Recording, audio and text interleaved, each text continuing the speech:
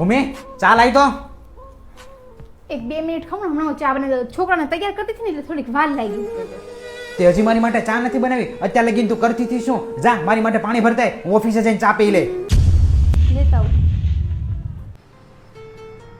આ લે પાણી.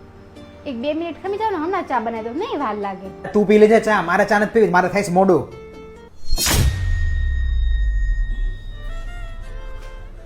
તે મારા હજી બૂટ નથી સાફ કર્યા. તું આખો દિવસ કરે છે શું? જા મારા બૂટ સાફ કર.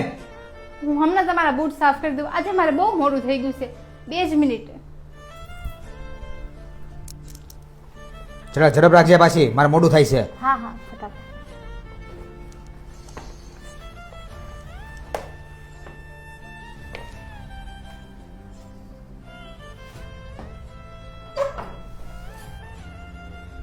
આવી ગયો દીકરા તું ઓફિસેથી? હા મમ્મી હું આવી ગયો ઓફિસેથી. એ ભૂમિ જમવાનું શું બનાવ્યું છે? આજે છે ને જમવામાં ભાજી અને પરોઠા બનાવ્યા છે. તને તો ખબર છે મને ભાજી નથી ભાવતી, તોય તું દર વખતે ભાજી જ બનાવે. મારે નથી જમવું, હું બહાર જઈને જમી આવું છું. એ રીતે અહીં બેસતો બટા. શું છે? બટા એ તારી સામે બોલતી નથી એટલે તું એમ ન માનતો એને બોલતા નથી આવડતું. એને બોલતા બધું આવડે છે અને નારીના 9 રૂપ છે. એક રૂપ દેખાડશે ને તોય તારા સક્કા છૂટી જાય. સમજો? કેમ મમ્મી 9 રૂપ એટલે? દીકરા તું હવે હા ભાઈ, નારીના 9 રૂપ. સવારમાં કામ કરતી હોય ને તો એ અષ્ટભુજાનું રૂપ.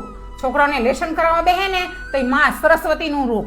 અને તમે ઘર ખર્ચામાં પૈસા આપો એમાંથી બચત કરે ને એ મહાલક્ષ્મીનું રૂપ. પરિવાર માટે રસોઈ બનાવે ને તો એ માં અન્નપૂર્ણાનું રૂપ. પરિવારની તકલીફમાં અડીખમ ઊભી રહે ને એ માં પાર્વતીનું રૂપ. પતિ ભીનો રૂમાલ પલંગ ઉપર મૂકે ને તો એ માં દુર્ગાનું રૂપ. પતિ જો કાંઈ ખરાબ વસ્તુ લાવે ને તો એ મહાકાળીનું રૂપ લે.